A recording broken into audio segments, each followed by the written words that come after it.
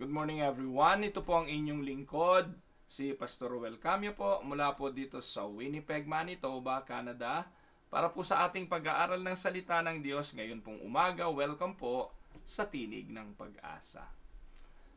Araw po ng Tuesday ngayon at ang ating pag-aaral, again, continuation po ng atin pong topic o ng series about family matters and human relationship.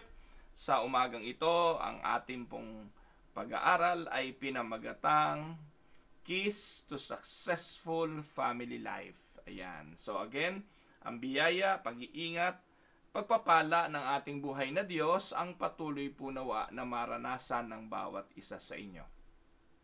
Sa ating pag-aaral ngayong umaga, dalahin nawa tayo nito sa patuloy na paglago sa ating mga buhay espiritual at sa pagpapanatili ng matibay na pamilya na ipinagkaloob sa atin ng ating Panginoon at pag-aalaga sa ating mga relationship.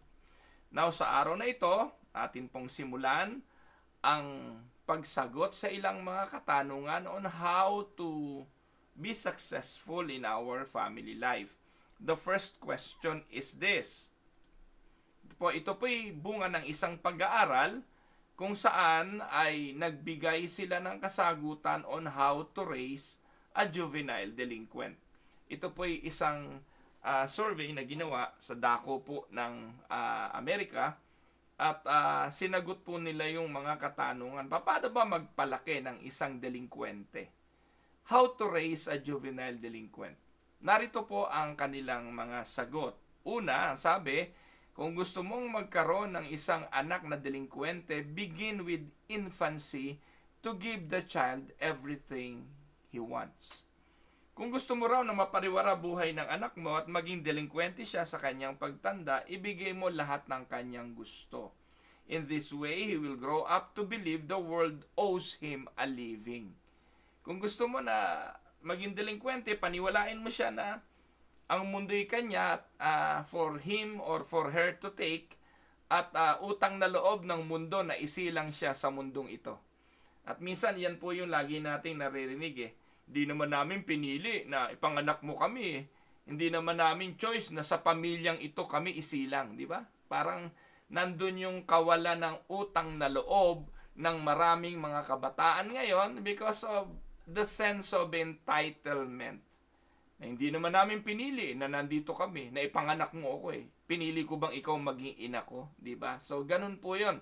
Kaya para maging delinkwente, ang gawin mo, ibigay mo lahat ng gusto at paniwalain mo siya na ang mundong ito'y may utang na loob sa kanyang pagsilang. Pangalawa, when he picks up bad words, laugh at him. Tawanan mo yung kanyang mga masamang salita, yung bata pa, pag nagmura, palakpakan nyo, tawanan nyo. This will make him think he is cute. Di ba? Minsan ganun O kaya nagsasalita ng kabastusan, o merong mga hindi magandang salita. Naalala ko, nung araw, tuwan-tuwa yung mga matatanda, lalo yung mga nagiinuman sa kalye. Kapag yung isang maliit na baby, binabanggit yung mga body parts na bastos. Yung body parts ng batang lalaki, no? Yung body parts ng batang babae, no? Yung mga maseselang bahagi ng katawan, tinatawanan pa. Tapos pag nakakapagmura yung bata, pinapalakpakan pa, pinupuri pa. Ang bibo-bibo naman ika. Cute naman. Hindi. No? So if you want to raise a delinquent child, when he picks up bad words, laugh at him or her. It will also encourage him to pick up cuter phrases that will blow off the top of your head later. Mamamangha ka at ikaw mismo ang sasabog ang ulo mo sa mga salita pang pwede niyang banggitin pagdating ng araw dahil in-encourage mo at sinabi mong cute ang kanyang ginagawa. Pangatlo, if you want to raise a delinquent, never give him any spiritual training. Huwag mo siyang turuan ng anumang bagay na espiritual. Huwag mong turuang magdasal, huwag mong turuang pumunta sa simbahan, huwag mong turuang makinig ng sermon, magbasa ng Biblia, at yung mga practices ng bagay espiritual. At hayaan mo na lang siya na pumili. Pag siya'y 18 na or 21 na, let him choose his own faith or religion. And you will surely will raise a delinquent.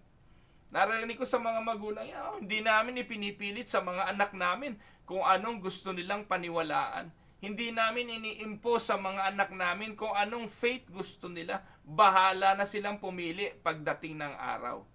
And no wonder, pagdating ng araw, alam na natin kung ano mangyayari dahil hindi mo naman pinalaki ng any spiritual training, ano pipiliin yan. Di po ba? So, number 4, avoid the use of the word wrong. Ano po?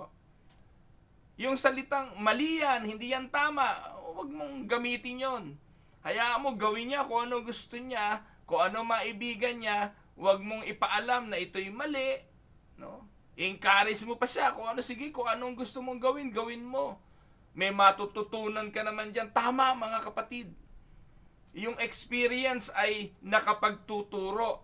Pero alam nyo po ba na yung bata, sa kanyang murang edad, dapat nalalaman niya kung ano na yung tama, matuwid sa paningin ng Diyos at matuwid sa paningin ng tao. Pero kung hindi mo to ipinauunawa at hinahayaan mo lang, hindi lang to magpapahamak sa kanya, lalaki siyang delinkwente. Ayaw natin na gamitin yung salitang wrong. He may develop a guilt complex. This will condition him to believe later when he is arrested for stealing a car. No? Pagdating ng araw ay mape-persecute. So, ganun ang mangyayari. Kasi, hindi naman niya nalaman kung ano yung mali, kung ano yung hindi dapat gawin, kung ano yung hindi matuwid. Kailan mo sasabihan na mali yan? Kapag nang hold up na, nanggahasa na, pumatay na? Doon ba ang pagsasabi na that is wrong? So bata pa lang, ipinapaunawa na yon, ipinapaalam na yon. But if you want to raise a juvenile delinquent, do not use, avoid the word wrong sa iyong mga anak. Panlima, pick up everything he leaves lying around, like books, shoes, and clothing. So ikaw ang maglinis, nagkalat, linisin mo. May iniwanang labahin, yung medyas, yung mga underwear, ikaw ang dumampot, ilagay mo sa hamper. Ikaw ang lahat gumawa ng mga bagay na ikinalat niya. Linisin mo lahat ng kanyang mga pagdudumi. And you will raise up a delinquent. Do everything for him so he will be experienced in throwing all responsibilities onto others. No wonder, marami ngayon talagang nakaasa. Marami ngayon naglakihan, nagtandaan at lahat. Yung mga basic things na inaasahan mo sa isang tao na at least maging malinis, maging maayos, hindi natutunan. Kasi talaga naman lahat ay na-provide sa kanila.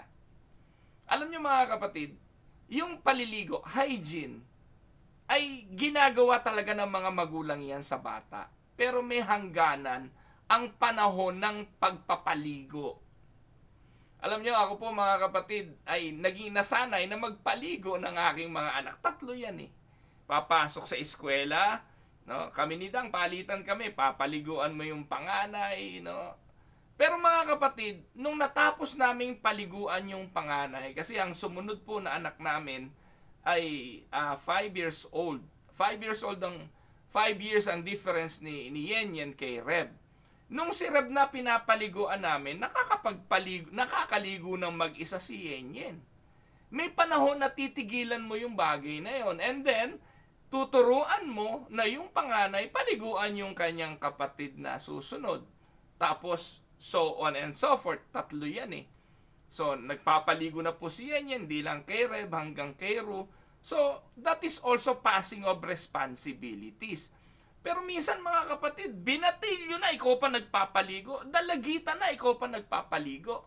Lagi na lang bang ganon? Na you will do everything for them or for him or for her?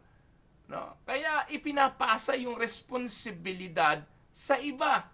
Sa halip na siya na ang gagawa, sila na ang kikilos, hindi. Na ipapasa pa rin, nagiging dependent, dahil, andyan naman ng nanay, siya naman ang dadampot niyan, siya naman ang maglilinis niyan, siya naman ang magtatapo ng basura, at lahat ng bagay. Kaya nagpapalaki ka ng irresponsable at delinquente. Ano pa? Pang-anim, let him read any printed matter he can get his hands on. Huwag mo sawayin. Kung ano gusto niyang basahin, pabasa mo. Kung ano gusto niyang bilihin na babasahin, hayaan mo siya. Ihayaan mo siyang magpasok ng kung ano-anong mga impormasyon sa kanyang isipan sa murang edad. Huwag mong sawayin. Be careful, no? Maging maingat ka mga kapatid sa mga bagay na kanyang susuotin, sa mga bagay na kanyang gagamitin sa pagkain, sa mga bagay na kanyang iinumin. I-sanitize mo yung baso, i-sanitize mo yung mga bagay na susuotin, i-sanitize mo maging ang kanyang mga kagamitan at kung ano-ano pa. Pagdating sa bahay, pag alkoholin mo, mag-ugas ng kamay, i-sanitize ang lahat, huwag lang ang kanyang isipan. Then you will surely raise a juvenile delinquent. Minsan yun ang irony, no? Ang gagaling ng magulang, no, sa pagpoprotekta physically sa kanilang mga anak. Ang huhusay natin, ang ipinaiinom natin, distilled water. Ang ipinapakain natin, healthy food. May Gerber, may Cerelac, may vitamins, iniingatan ng katawan, pero yung utak at ang pinapapasok sa utak, hindi natin iniingatan. Nakakalungkot, lalo ang mga magulang sa panahong ito. Ang iingat nyo sa mga anak nyo, pero bibigyan nyo naman ng iPad, ng cellphone, ng social media. Sa murang edad, ine-expose nyo ang kanilang mga buhay, ang kanilang mga isipan sa kamunduhan. Protektado nga ba ang katawan at ang kalusugan? Huwag niyong kalimutan na ang mental health, ang mental at emotional health ng inyong mga anak, responsibilidad din ninyo. But if you want to raise a delinquent, hayaan nyo. Bigyan nyo sila ng mga babasahin, hayaan nyo silang pumili kung anong gusto nilang basahin, ano gusto nilang panoorin, everything. And surely, you will raise a delinquent. 7, quarrel frequently in the presence of your children.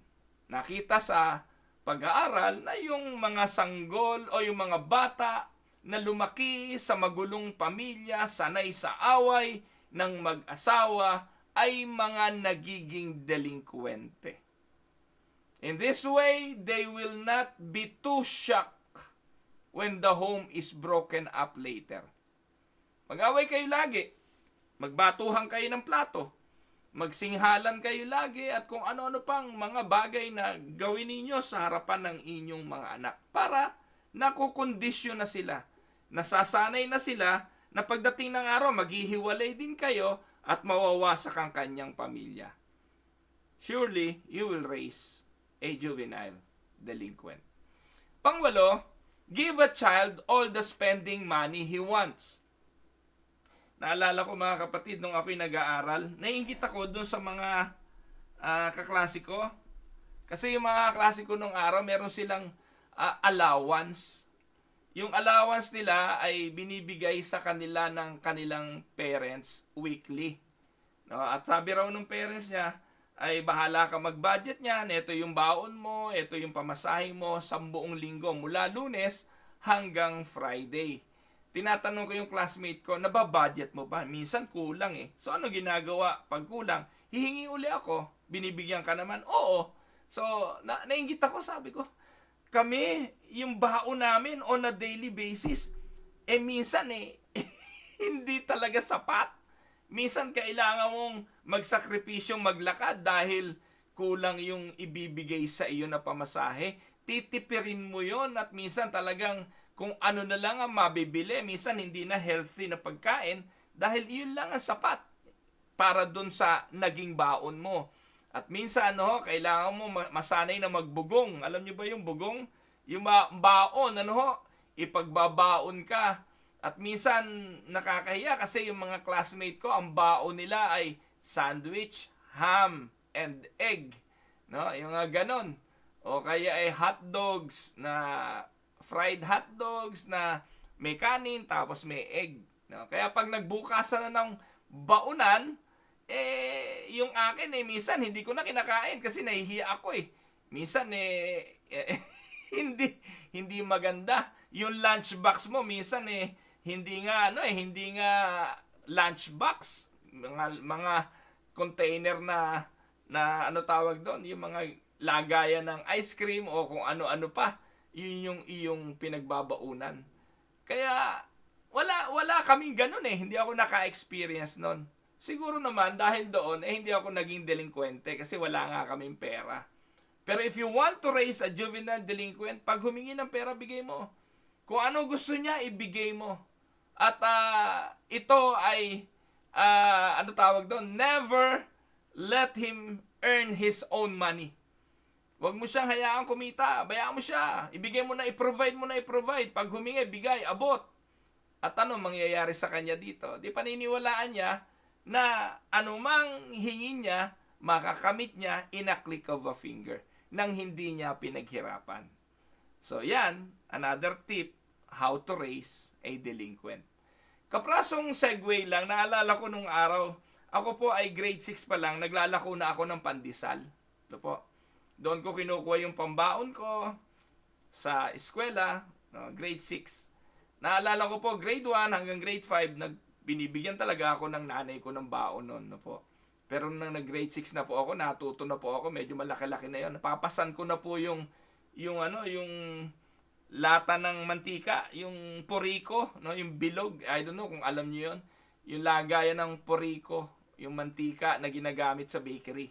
Lalagyan ko po ng towel, yung pinakatenga noon, may dalawang tenga po yung malaking balde na yun Tapos papasanin ko po yun sa likod ko. Tapos tinapay! No, sisigaw na po ako ng tinapay. At a very young age ay nag-aral na po akong kumita at magbenta ng pandesal. Ayan. So, yun po sa umaga. Pag uwi naman sa hapon, ay yun naman pong mga panghapon na tinapay. Biskotso, ensaymada, yung kalihim, yun po yung mga inilalako ko naman noon. Bata pa ako, nasanay po ako na kumita ng pera at makatulong sa pamilya. So, yun po. But if you want to raise a delinquent, i-provide nyo lang lahat. Kung ano gusto, bigay mo. Bigyan mo na sariling credit card kung kaya mo. Number 9, satisfy his every craving for food, drink, and comfort. See that every sensual desire is gratified. Denial may lead to harmful frustrations, kaya ibigay mo. Huwag mong paiiyakin. Yung bang tipong pag nag-tantrums, ibigay mo agad. Gusto ng iPad, ibigay mo agad. Ayaw kumain, huwag mong pakainin. Ibigay mo gusto niya. Alam nyo minsan mga kapatid, dumating ako doon sa punto na talagang kakain kami, natululuha ko Hindi dahil walang pagkain. Pero minsan hindi mo gusto yung pagkain. Naka-experience na ba kayong kumain nang hindi mo gusto yung pagkain? Pero kailangan mong kainin dahil papaluin ka pag hindi mo kinain. Noon, hindi ko naman naiintindihan yun Bakit ako papaluin? Ayoko ng pagkain. Pero kailangan mong kumain kasi wala nang susunod na kain doon mamaya na uling gabi o mamaya na uling tanghali. So, ganun po ang buhay Pero yung kung anong gusto, turo ng candy umagang-umaga, wala po kaming ganun. Yung bang tipong malapit ng magtanghalian, napatapat ka sa tindahan, o yung tinawag ka ng nanay mo, uwi na, kakain na. Tapos nung pauwi ka na, nakita mo nanay mo, Nay, pwede ba bili mo muna akong candy? Hindi na pwede, kakain na. Laging ganun, po? Hindi na pwede si Cheria dahil kakain na. Hindi na pwede candy dahil kakain na. So, pero ngayon mga kapatid, pag-uungot, pag humingi ng ganito, bigay. Pag gusto ng ganon, bigay. Sige, isatisfy nyo ang lahat ng cravings. Lalo na yung mga bagay na tutugon sa sensual desire like food, drink, and comfort. No? Bigay nyo. Lalo na nga, yung mga magulang na hindi nakatikim ng mga bagay na ito nung araw, ngayon, ibinubuhos nilang lahat sa kanilang mga anak. And if you want to raise a juvenile delinquent, huwag yung tigilan. Sige pa. Pansampu, take his part against neighbors, teachers, and policemen. Anong ibig sabihin nito? Nan, magalit ka sa teacher mo. Pag pinalo ka, magrebelde ka. Sa kapitbahay, ang kapitbahay mo, no? Kainggitan mo. Yung pulis, yung mga pulis, mga ano yan, masasamang tao yan. No? They are all prejudiced against your child. No? Kaya, if you want to raise a delinquent, hayaan mo silang magrebelde sa mga otoridad na ito. Hayaan mo magalit sila sa mga authority na ito ng kanilang buhay. Number 11, when he gets into real trouble, apologize for yourself. Ito, number one. Mga kapatid, hindi naman number one, pero ito, basic na basic ito. Alam niyo nung araw, lagi ko naman na ikukwento dito sa Tinig ng Pag-asa na nung ako'y grade 1, nabato ako ng makapal na dictionary sa likod tumama ni Miss David. Hindi ko makakalimutan talaga si Miss David. Hindi ko alam kung siguro wala na si Miss David kasi nung araw. Matandang dalaga yun kaya mainitin ang ulo. Binato ko ng dictionary. Hindi naman ako ang maingay yung katabi ko. Pero ako po ang binato sa likod. Alam niyo po, hanggang bahay, masakit ang likod ko. Kaya kinuwento ko sa nanay ko. Sinabi ko na binato ako, o nabato ako rather, ng dictionary. May hindi nga nag-sorry man lang yung teacher ko. Wala. No? As if ako ang may kasalanan, kaya pag uwi ko, sinabi ko, ako pa napagalitan ng nanay ko Siguro makulit ka, siguro maingay ka. Ngayon mga kapatid, mangyari yung bagay na yun. Pinatayo sa corner yung anak. Pag uwi, nagsumbong sa nanay. Nakasugod na yung ina o yung ama sa principal o sa DepEd. At isusumbong yung teacher dahil sa ginawa ng kanilang dahil doon sa ginawa sa kanilang anak. Na ngayon, kung nakadisgrasya yung kanilang anak, ano gagawin? Sila ngayon ang aabogado, sasangga. Hindi ko sinasabi mga kapatid na wag tulungan at wag ayudahan ang inyong anak. Pero ilagay nyo sa ayos na kung saan makikita niya na mali ang kanyang ginawa at hindi nyo sa sinasangga tungkol sa bagay na yun. Bagkos ipaunawa na next time na mangyari ang bagay na ito, may mas matinding consequences at baka hindi mo na sila damayan o tulungan. Hindi yung laging kayo nakasangga, kayo nakaabogado lagi na para bang napaka-inosente at anghel ang inyong anak na hindi gumagawa ng mga bagay na kamalian. Alam niyo po yung anak ko si Yenye nung iyan elementary, marami rin hong kalokohan yan no po. Bata pa ho yan, naninili po yan ng mga kaklasing babae. Dalawa sila, dalawa, lagi po kaming napapatawag at lagi pong may palo yan. Hindi po namin kinukonsinte. There was a time, sinipa ang flagpole, tumba Imagine ninyo. Sa bagay, maigit na tumba na nga kaysa may matumbahan pa. Pero anyway, ang point doon, ang dami po yan. Elementary pa lang, pinatatawag ako ng principal, magwe-welding ng mga natumbang flagpole dahil naitumba ng aking anak. Pero lagi ko pong pinaparusahan para ma-realize niya na hindi tama ang kanyang ginawa. Pero kung gusto mo magpalaki ng delinkwente, di konsintihin mo ng konsintihin at huwag mong didisiplinahin sa kanyang mga ginagawa. Panghuli, prepare for a life of grief. Ihanda mo na sarili mo sa buhay na puno ng kalungkutan dahil sa mga ginawa mo mula 1 hanggang 11. ito magiging resulta, a life of grief. Amen? Now, yan po yung mga ilang bagay on how to raise a delinquent child. Sagutin natin yung tanong na what are some of the things that will make a family life special? Ang pag-aaral natin ngayon, mga practical, basic na mga bagay na pwede kong ipayo sa mga magulang papaano magiging special ang ating family life. Una, basic to. Tingnan natin yung ating meal time. It is very important for a family to have a special set meal times. Anong ibig sabihin yan? If you don't take meal times seriously, we can miss out on a daily opportunity to build sound family relationship. Tatanungin ko kayo mga kapatid, kailan kayo nagsasama-samang pamilya?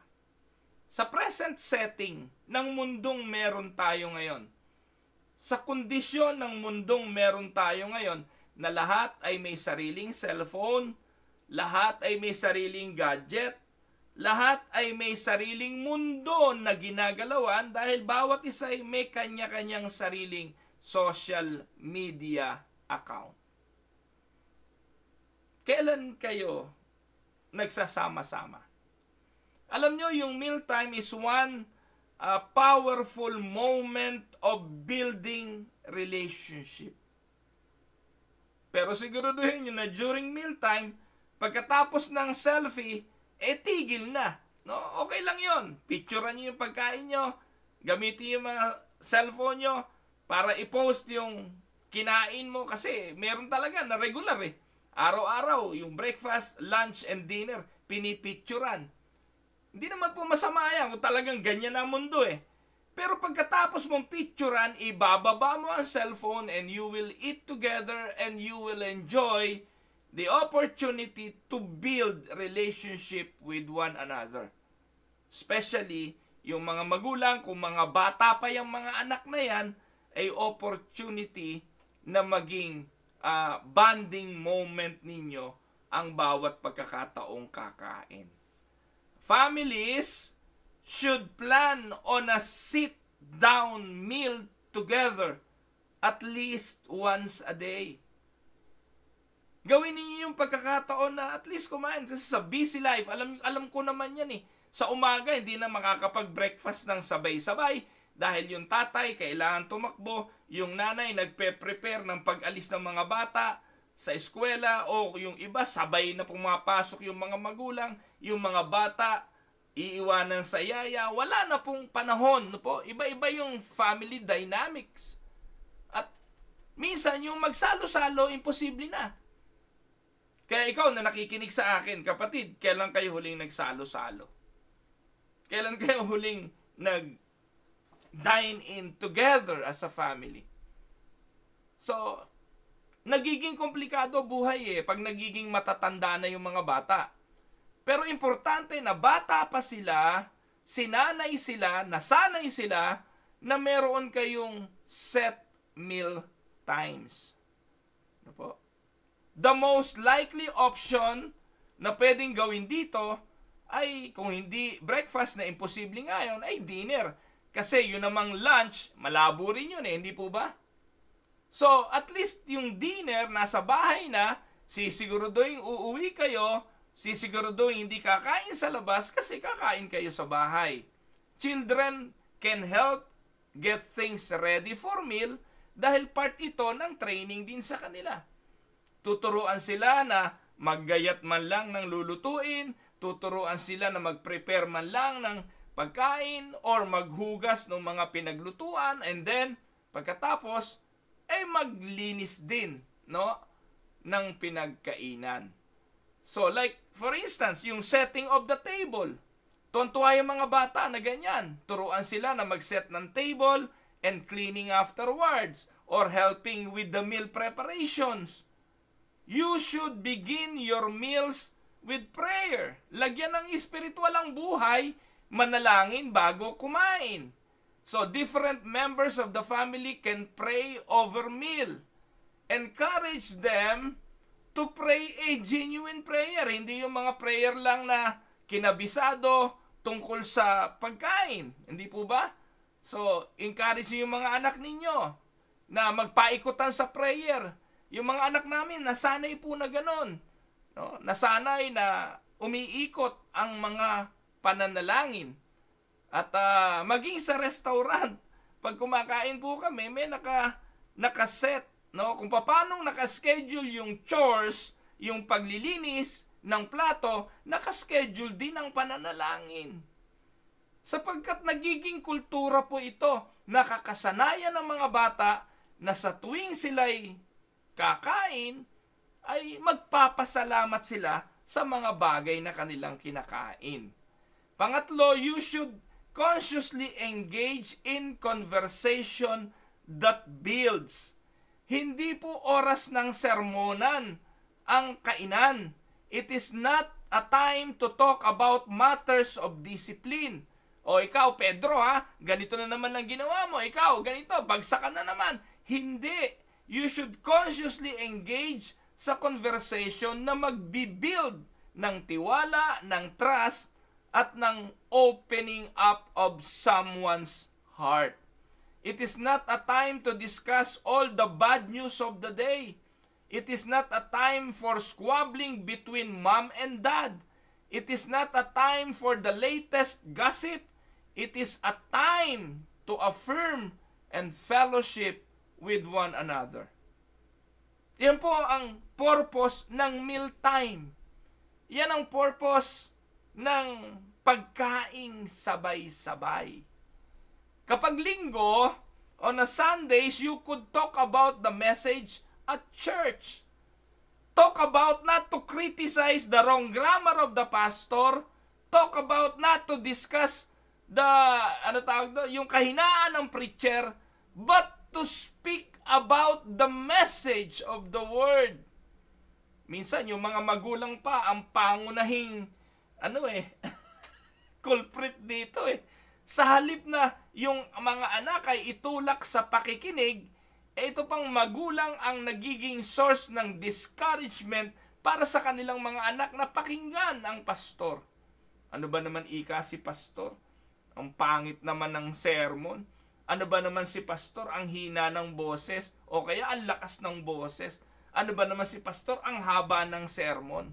Sa bawat salita na babanggitin nyo tungkol sa pastor at sa sermon ng negatibo, nagtutulak sa inyong mga anak na lumayo sa simbahan. Nakuha nyo mga kapatid. So, question na pwede ninyong gamitin, what good thing happened to you today during discussion over meal? Sa ganung paraan, ay nakapag-open up sila ng mga bagay na nangyari sa kanila o experience na maganda that can start a good conversation. Pang-apat, you should eliminate distractions at meal times. Nabanggit ko na to kanina. You should eliminate the TV, phone conversations, newspapers, and other reading materials. Kaya bata pa lang, ngayon pa lang, yung may mga anak na nanonood sa akin ngayon, yan po ay dapat wala sa dining table. Po? So, tanggalin yan. Pagkatapos, tiningnan natin yung ating meal time, tingnan naman natin yung ating set schedule. Set schedule, that is the letter B. Naniniwala po tayo na routines make for a peaceful family life. Kailangan merong bedtimes. Oras ng pagtulog. All members of the family should be getting adequate sleep. Alam natin yon. Hindi naman po pwede na yung anak mo alas 12 na ng gabi gising pa, nagko-computer pa, naglalaro pa ng online games, nagsasurf pa sa internet in the guise of doing an assignment. Hello? Ngayon, pag mga may edad na yan, wala ka nang magawa. Magtutulog-tulugan lang yan kunwari. Tapos pagtulog ka na, gigising yan Pero pag bata pa lang, sinanay mo na sila na may oras ng tulog at may oras ng gising, kakalakihan na nila ito. Po. Alam niyo po mga kapatid, itong bagay na ito will have a major impact on attitudes and activities of children in the home. Pag ang bata puyat, apektado ang pag-aaral. Pag ang bata puyat, apektado yung attitude and behavior. Ako po mga kapatid, may sleep apnea ako eh. Yung sleep apnea ay sleep deprivation yun eh. Hindi po ako nakakakuha ng mahabang tulog o rather ng malalim na tulog. Mahaba ang panahon na nakahiga, parang ang haba ng itinulog mo, but because of the sleep apnea, laging gising ang diwa. Kaya ngayon, ang epekto nito, nagiging mainitin ang ulo mo, stress, at maraming mga side effect ang sleep apnea. Ganon din to sa mga bata. Pag ang bata, kumpleto sa tulog, excited sa pag-aaral. Pag ang bata, kumpleto sa tulog, tama yung kanyang oras ng tulog, healthy. Maganda outlook sa buhay. Hindi restless, hindi pupungas-pungas. Hindi yung tipong pinatatayo mo na para maligo, ayaw maligo, kakain, nakatungo sa hapagkainan. Bakit puyat? Kaya, sinong nagseset nito? Yung mga magulang, kailangan itong gawin. Pangalawa, devotional times. Mga kapatid, pag hindi nyo to ginawa sa early stage ng inyong pag-aasawa at pagkakaroon ng anak, hindi nyo na to kayang gawin kahit kailan. Kaya ikaw na nakikinig sa akin ngayon, disappointed ka kasi wala naman kayong family devotion. Ngayon mo gawin. Tawagin mo yung mga anak mo. Ewan ko kung matuloy pa. Ewan ko kung magawa mo pa. At ikaw, ikakamot na lang sa ulo, sasabihin mo, hindi na nga kaya. Imposible na. Bible study nga eh. Magseset yung pastor ng Bible study sa bahay. Yung mga anak, ano gagawin? Kanya-kanyang dahilan. Wala na ngayon. Kaya ngayon, kahit i-announce linggo-linggo sa pulpit, i-announce sa church, o sino po ang bahay na gustong magpa-Bible study, pupuntahan kayo ni pastor, meron bang magtataas ng kamay? Meron bang tahanan na mag-o-open up for Bible studies? Wala. Kung meron kang 100 miyembro, napakapalad mo, pastor, kung merong 2 o 1 magtaas ng kamay, pastor, gusto ko po sa bahay namin may Bible study. Wala. Bakit? Para sa kanila, okay na yung Sunday na 1 oras, inip na inip pa, huwag nang dagdagan pa ng iba. But you have to schedule that. You have to schedule devotional times. Importante na matuto ang inyong mga anak ng debosyon sa salita ng Diyos. Tapos, bedtimes, devotional times. Kanina yung meal times, binanggit na natin. The more consistent and routine we can be in the area of meal times, the more pleasant that these times will be. Kapag lagi yan, no? Lahat ng bagay na yan, bedtimes, devotional times, meal times, dapat yan ay dinidevelop at kinasasanayan. Kasama dyan ang church attendance. Tandaan po ninyo, pag hindi yan nasanay na pumunta sa simbahan, hindi nyo na yan mapapapunta. At kung nagpupunta man, late. Kung dumarating man yan, uupo yan sa mga tagong lugar, bubuksan ang mga cellphone, mga nakatungo na akala mo devoted sa pakikinig sa sermon, pero hindi. May mga earphone na ang pinanonood ay YouTube o ang pinakikinggan ay iba. Nakuha niyo mga kapatid? Church attendance should be a priority in your home, or it will never be a priority in the lives of your children. Alam naman ng mga anak kung seryoso kayo sa bagay na ito o hindi. Wala pong pwedeng itago sa ating mga anak. Basang-basa nila ang kaipokrituhan at ang kasinungalingan. So if you want to develop a healthy and successful family life, set schedule for this. Bedtimes, devotional times, meal times, church attendance, and family night. It's a good idea to set one night, at least a week, for the family to have a night together where everyone knows that nothing else can be scheduled. This is a time to do something special as a family. Maraming pwedeng gawin sa family night. Playing board games, working puzzle, going out for coffee or ice cream, working on a family project, going on a bike ride, going on a picnic, going to a playground. Napakadami. Dami. At ano pa? Maliban sa mga bagay na yan, yung family vacation. Family vacation, when God set up the system for living under the Mosaic Law, nag-provide din ng Diyos ng family vacation. In fact, kung babasahin niyo po ang Bible, 3 times a year, there were religious feasts to be held in Jerusalem where all the males were to come up to appear before the Lord. Sa Luke chapter 2 verse 41 to 42, ano sabi? Every year, Jesus' parents, Joseph and Mary, went to Jerusalem for what? For the festival of the Passover.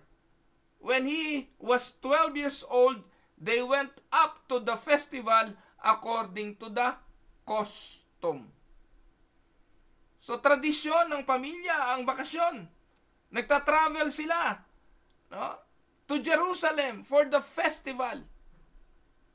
At ito'y gawain, no po? Jesus once celebrated the Feast of Tabernacle. Hindi po pumapalya si Jesus dyan. Maging ang kanyang kamatayan nakataon saan? Sa Feast of the Passover. Pista ng Paskwa. Nung siya'y hinuli at siya'y pinako sa krus. So, yung Feast of the Tabernacle, pumupunta rin po siya doon kahit may banta na siya'y huhulihin na at papatayin.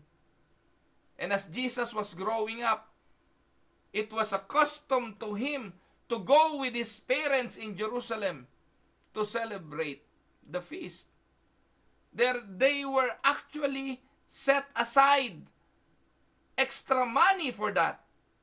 Para sa okasyon na yan. They would have the money that they needed to do it. Kaya, kumusta?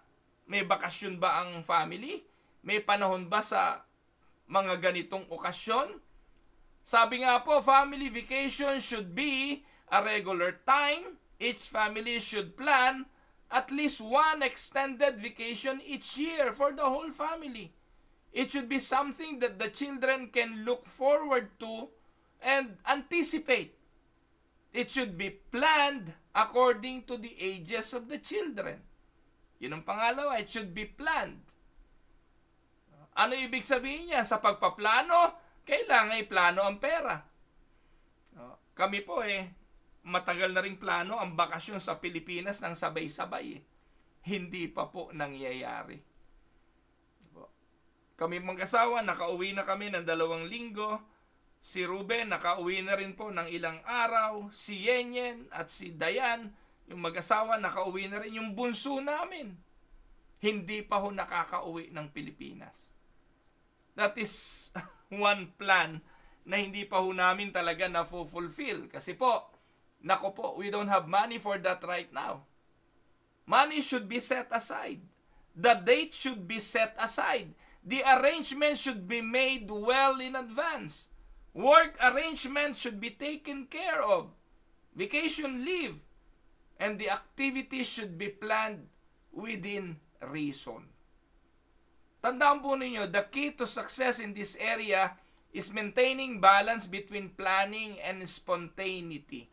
In this case, the schedule is made to be broken pag hindi na paghandaan. Pangatlo, a time of freedom. Vacation should be a time of freedom. Anong ibig sabihin? Hayaan natin sila na mag-aliw naman. Gumasta naman ng mga perang inipon para sa okasyon na yon. Hindi ito panahon ng pagkukuripot. Hindi ito panahon ng ano tawag doon? Panahon na pag-withdraw ng mga bagay na dapat wag gawin. Po, halimbawa, minsan lang kayo kakain ng seafoods. Kung merong available, kain ng seafood. Samantalahin yung family na kumain sabay-sabay. Enjoy. Kung nasa mga theme park, may mga, ano tawag doon? Mga roller coaster at mga palaruan, hayaan nyo silang mag-enjoy. Have them or give them a time of freedom to enjoy this vacation. Ayan. Pang-apat, a time of rejoicing. Yung Feast of Tabernacle was to be a joyous celebration sa Hebrew calendar. At sa mga panahon ito, no heavy work is permitted. Kaya ibig sabihin, yung bakasyon a time of rejoicing. Eto mabigat yung iba, tinataon yung kanilang bakasyon sa panahon ng trabaho. Para malibre nga naman yung pamasahe dahil magtatrabaho rin lang sa lugar na yon, itaon na makapagbakasyon. Wise decision yon. Pero minsan, ang problema naman doon, oras ng bakasyon pero nagtatrabaho ka. So, a time of rejoicing means just having fun. This means trying to plan something that minimize your work for everyone, especially yung nanay.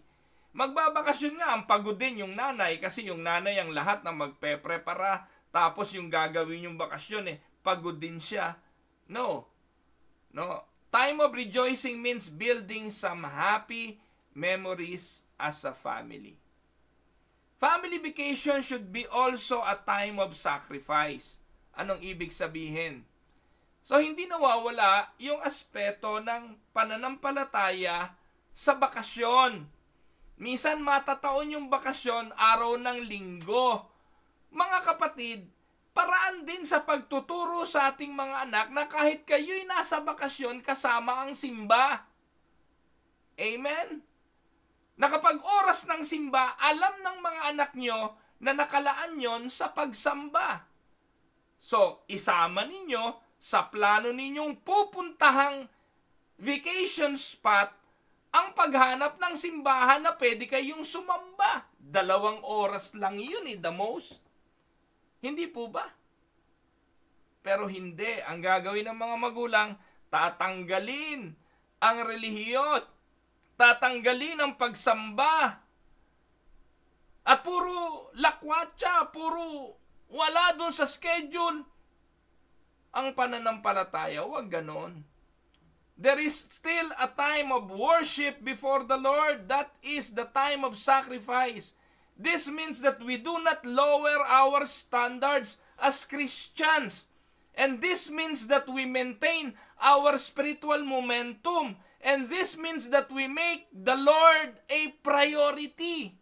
Sa ganong kaparaanan, na-expose din ang iyong mga anak sa ibang, sa ibang pagsamba. Huwag lang kayo pupunta sa kulto.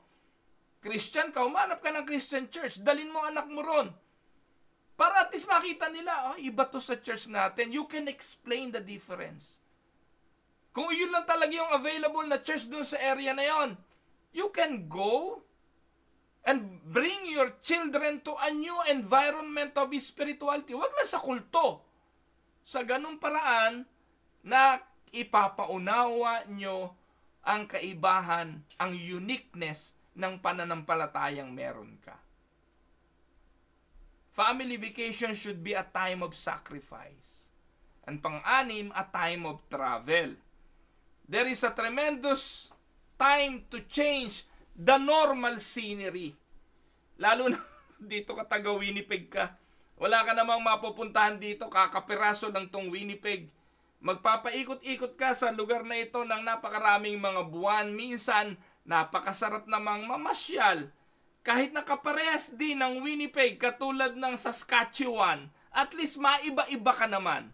Or Alberta, at least maiba-iba ng lugar. Mag-travel. Importante ito sa pamilya. Tama? Now, papaano ang pagtanaw ng ating mga anak sa mga bisita? sa mga kasama sa bahay, sa mga nagiging panauhin. Ito yung susunod, letter E. Company and guest. Having other families in your home, can be a great blessing and can teach your children how to be hospitable. Tama? Kapatid, kailan kayo huling nagkaroon ng bisita? Kailan may huling nakitulog sa bahay ninyo? Minsan ayaw natin nun eh. Ayaw natin ng may ibang tao sa bahay natin, pakiramdam natin na i-invade yung ating privacy.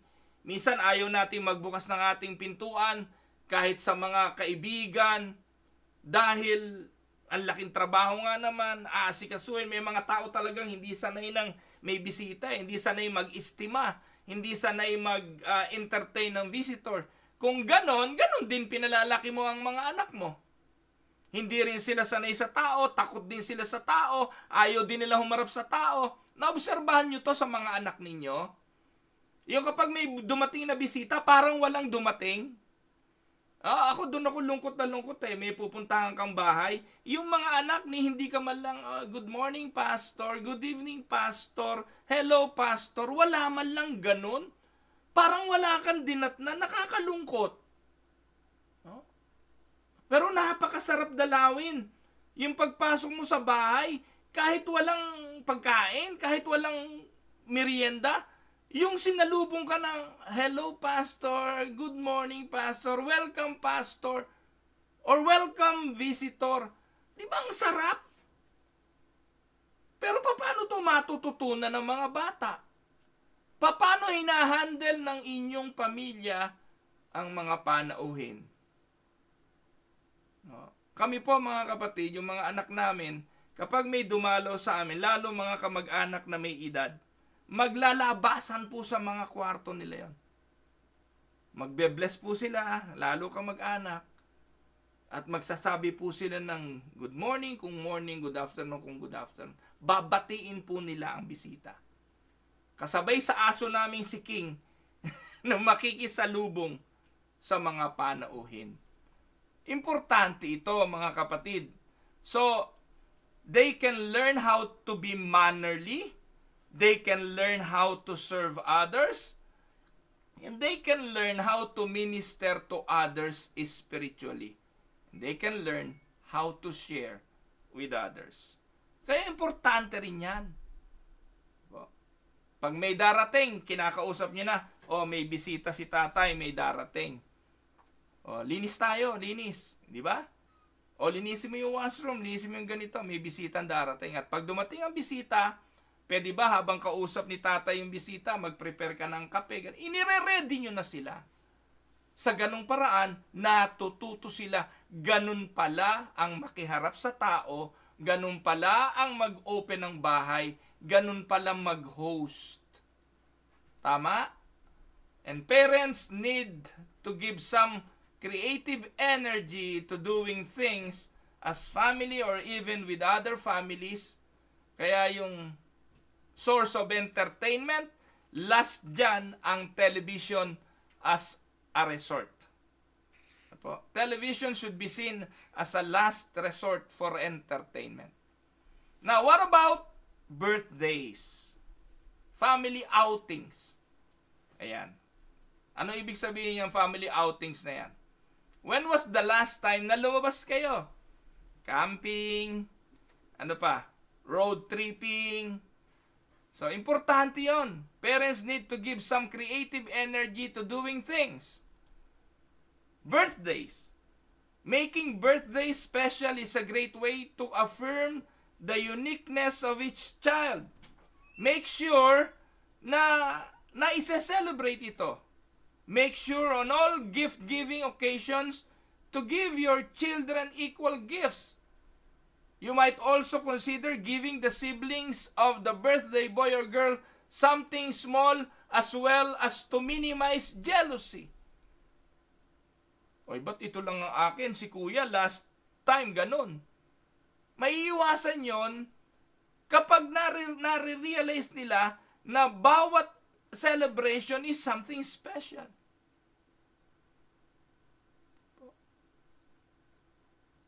Alam nyo, nung Saturday, kailan ba yun? I think Saturday nga ba yun o Sunday? I think it was Sunday. Birthday po ng isa sa kamag-anak na overlook ko. Nakaschedule po kami na celebration ng birthday ni Bunso nung Sunday. Kaso may invitation po pala kami ng 6:30 ng gabi. Ngayon, anong gagawin? Sabi ko, hindi naman pwedeng hindi pupuntahan yung kamag-anak na nag-birthday.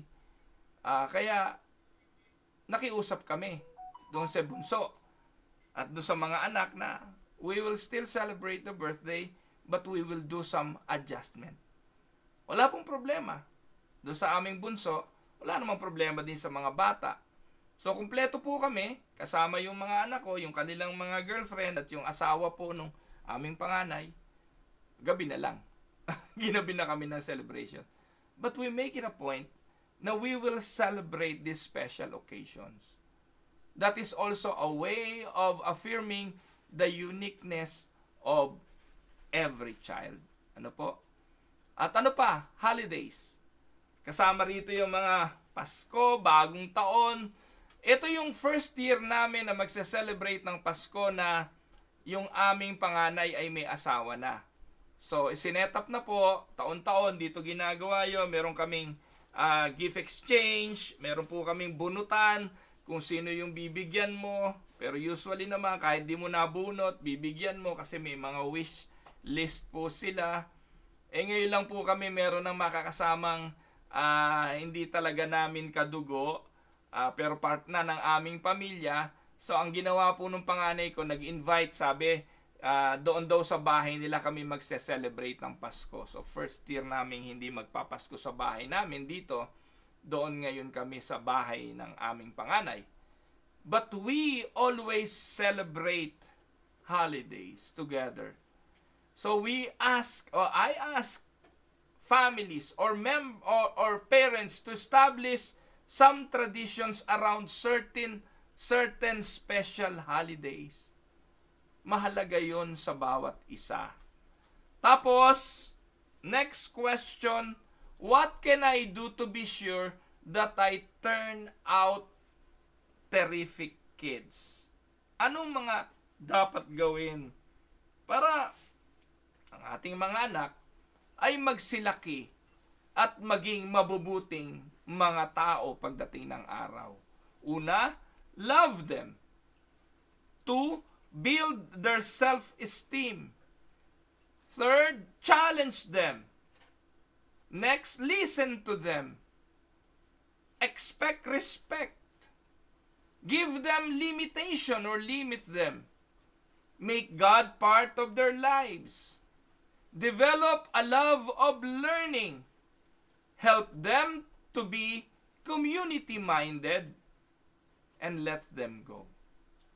Those are the advice that can probably, kung hindi man sure, can turn out terrific children within your families.